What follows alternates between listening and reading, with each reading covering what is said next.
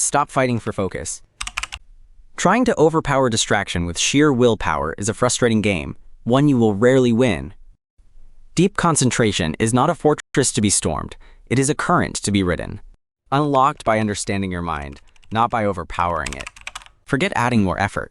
The real key is a radical shift in perspective. Discover 5 such shifts, simple, potent ways to reclaim your attention, not by struggling, but by aligning. First, understand the 15-minute mirage. We often sit down expecting to conquer hours of deep work, a monumental task that looms large and quickly becomes intimidating. When faced with a mountain, the first instinct is often to turn away. The secret is not to demand heroic stretches of focus from yourself right away. Instead, commit to just 15 true minutes of uninterrupted attention on a single task. Anyone can manage 15 minutes. Tell yourself that is all you need to do. What happens? More often than not, that small, accessible window becomes a doorway. The friction of starting is overcome. The task reveals itself to be less daunting once engaged. Those 15 minutes frequently stretch to 30, then an hour or more, not because you forced it, but because the initial engagement created its own momentum. Great focus is not built, it is invited, one small yes at a time. The pressure of the marathon disappears when you only aim for the first few steps. This is not about lowering your ambition, it is about raising your chances of starting.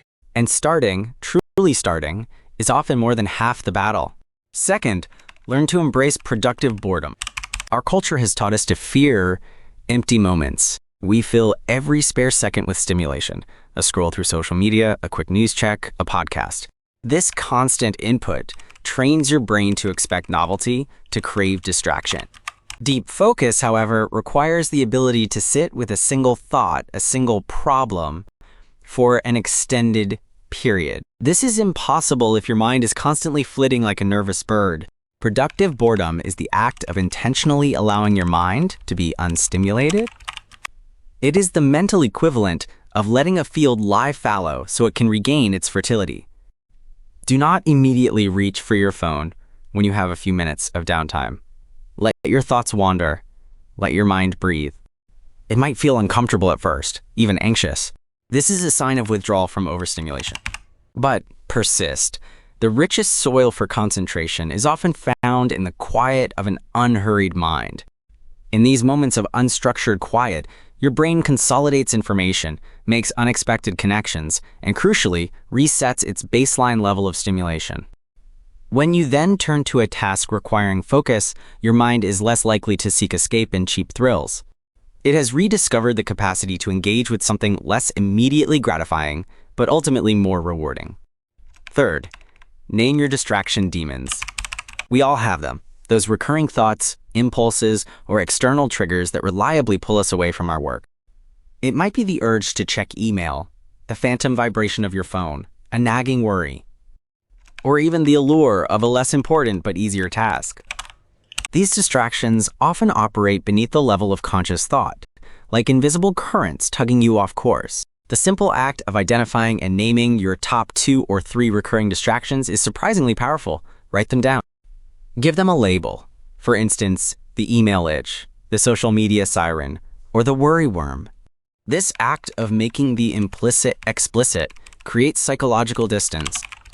It objectifies the distraction, transforming it from an irresistible internal urge into an external phenomenon you can observe and choose not to engage with.